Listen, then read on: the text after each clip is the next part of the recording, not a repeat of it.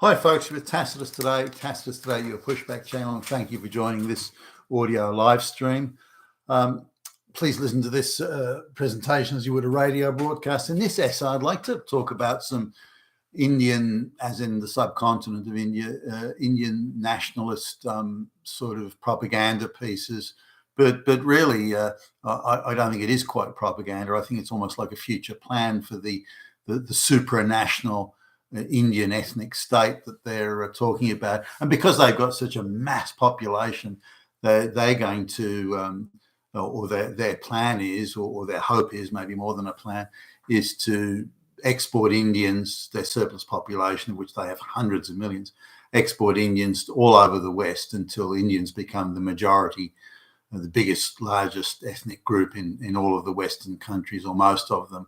And they fairly gloat about this as if it's somehow their ethnic genetic destiny to control the world through export of their unwanted peasants. But anyway, typically those that were at the apex of world affairs were the commercial and technological leaders, the most efficient, the most inventive, the most innovative. But that's all changed. Now, if you can export your surplus peasant population, that's how you take control in this insane world of globalist multiculturalism. So I just want to touch on this, that the prognostication from the Indian nationalists is that they will be the largest ethnic group, if not the outright majority, in Britain, Australia, Canada, and New Zealand within the next 25 to 30 years. And they're going to do this through two things. One is mass immigration, which of course the globalists are helping them with, and then the higher birth rate, as white people are having fewer children, 1.1 per woman with just the white population. The Indians will be 2.85 in the West, 3.2, around that.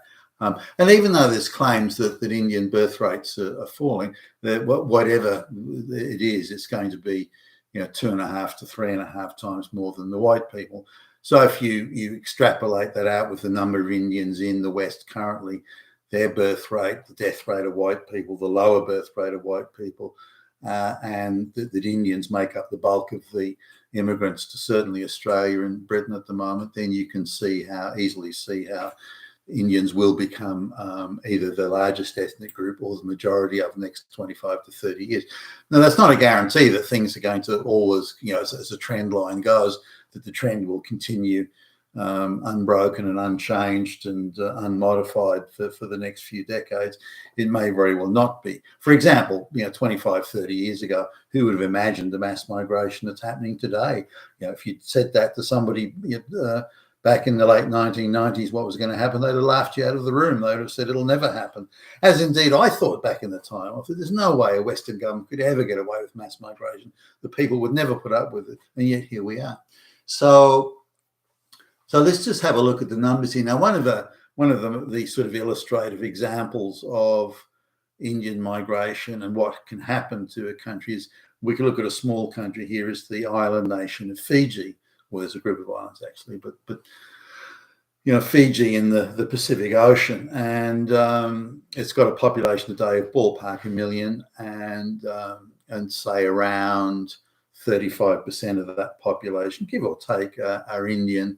There's sort of mixed race Pacific Islander natives of all sorts of different types, a few Chinese, this sort of thing, and give or take about 50% of the population is native Fijian.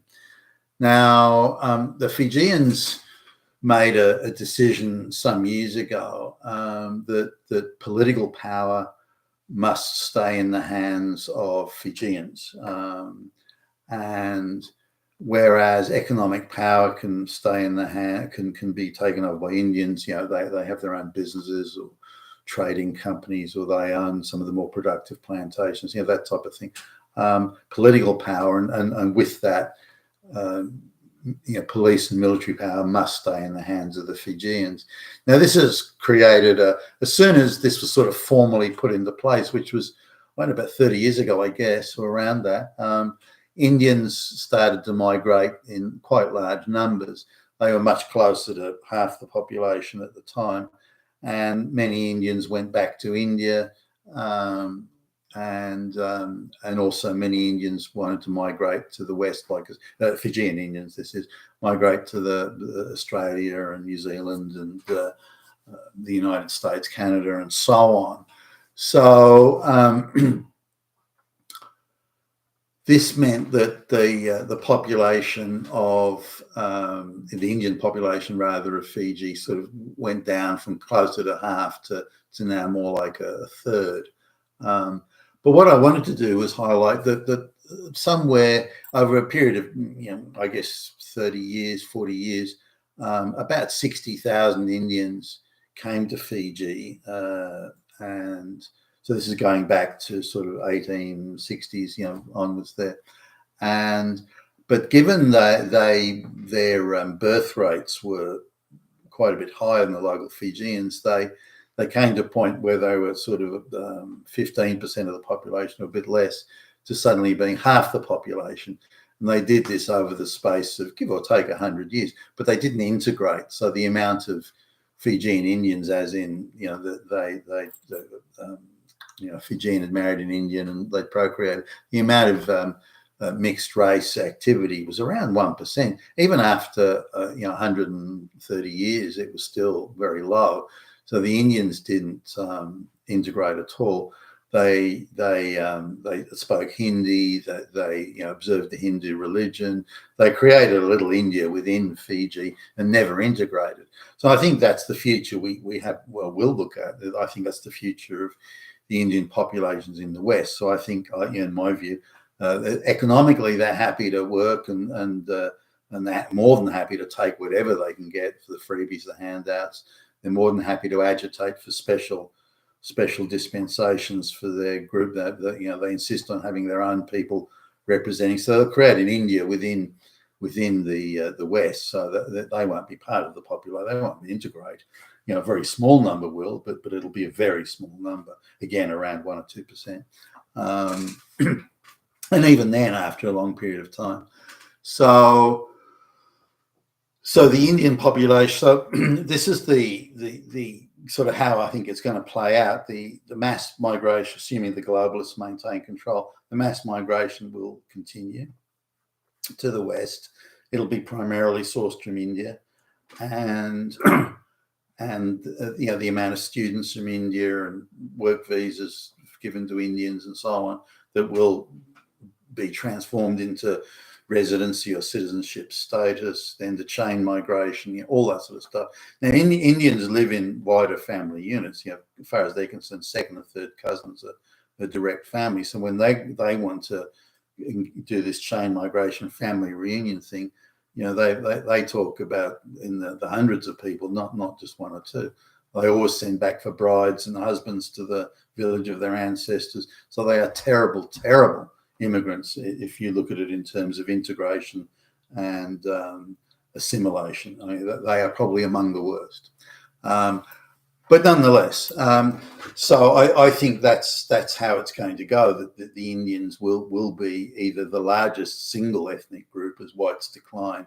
If you look at it, say over a 50-year period, it's quite conceivable in every white country, and certainly the Anglo space, that whites will be less than 20% of the total.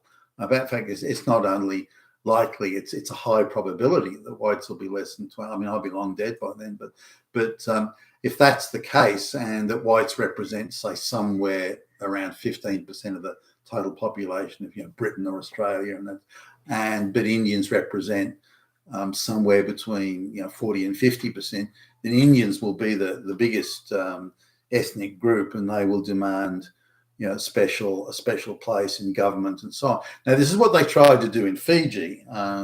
Their population reached a certain critical mass. And they did a lot of tactical voting and creative sort of vote management processes in the Fijian election, and they took control of the government. Now, the local Fijians, once they realised that they'd been shafted, said no, and there was I suppose what you would call tantamount to a coup d'etat, and the local Fijians said no. The government and so on is staying in local indigenous Fijian hands. It's not going to be in the hands of you guys who don't want to integrate, you don't want to assimilate, and you view us as second-class citizens. Now, if you look at the Indian view, certainly in Australia, of white Australians, the Indians view themselves as being spiritually and culturally superior to white people by a long shot. And so unless white people are giving them lots of free stuff, and then white people will be tolerated at that time. But without that, white people are just something to be looked down upon. And so when they've got that attitude, which they had in Fiji, they've got that attitude and they are in the majority or the biggest ethnic group, you can sort of see where things are going to go. And it may not be very nice. And I don't think it will be. So that's the trajectory. That's where we're sort of heading at the moment. So how is that, or how can that be arrested? Well, mass migration needs to stop.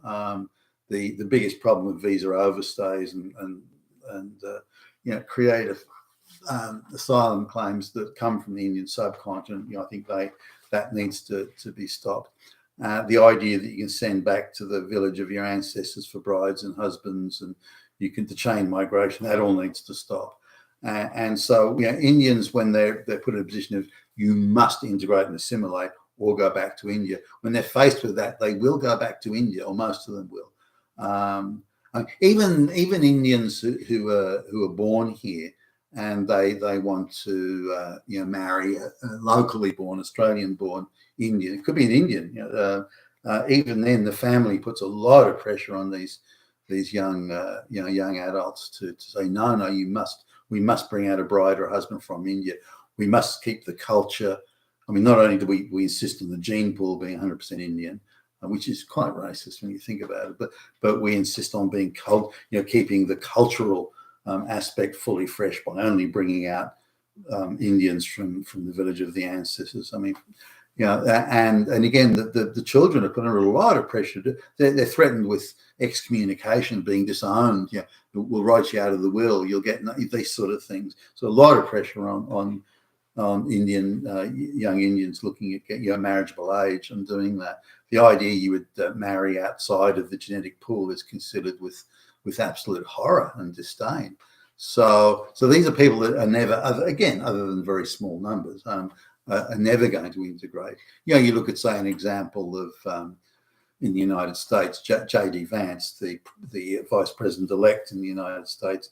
As I understand, his wife is from the subcontinent. I think she's born in the United States, but nonetheless from the subcontinent. And I think, Gumrata Haley, Nikki Haley's Indian, and she also married a white guy, a United States citizen. So, there are cases and examples of people marrying and procreating and so on. It's interesting that Nikki Haley's children all seem to be very dark Indian, even though it's a white guy she supposedly procreated with. Nonetheless, though, for Indians that want to integrate and so on, there's nothing wrong with that. That's fine. And for small numbers that want to come, that are can add a lot of value to the economy, nothing wrong with that. Dinesh D'Souza is an example. He's I've got a very, very high opinion of the work he does. And he's married I think it was a South American lady, he when he was a young man dating, he dated white chicks and so on. So there are Indians that do assimilate, just not very many of them, very small numbers, 1-2%, that sort of thing. But for those that do want to integrate, that's fine. But if Indians aren't allowed to bring out their second cousins, they're not allowed to. They're not permitted to send for husbands and brides from the village of their ancestors. If they're forced really to put them in assimilate or go home. They'll go home, or many of them will. And that's something that I think all across the West we need to do. Now, the other thing that the Indian government is doing, the Indian government's as keen to get rid of their surplus population as anybody. You don't want a lot of young men or young people, but young men in particular, running around, particularly where there are a lot of religious hotheads, as there are in India and the subcontinent generally, and where, for every one job, there are 3,000 plus applicants for every one job. So this will give you an idea of just how overpopulated the subcontinent India is, and why so many people want to get out. And this is a condition the Indian government effectively says: you want to do business with India, you've got to take our surplus population, otherwise, no deal. And that needs to be just pushed back against. No, we'll do commercial business with you, but we're not taking your surplus population. If you want to do something about surplus population, you make conditions in India better, do better, less corruption, better management. And that's how you solve that problem. Not getting rid of all these peasants into the West. That just moves the problem around and creates a problem in the West that in 30 years from now will create, I think, social dislocation on a massive scale. You've been a Tacitus today, your Pushback channel. Thank you for listening.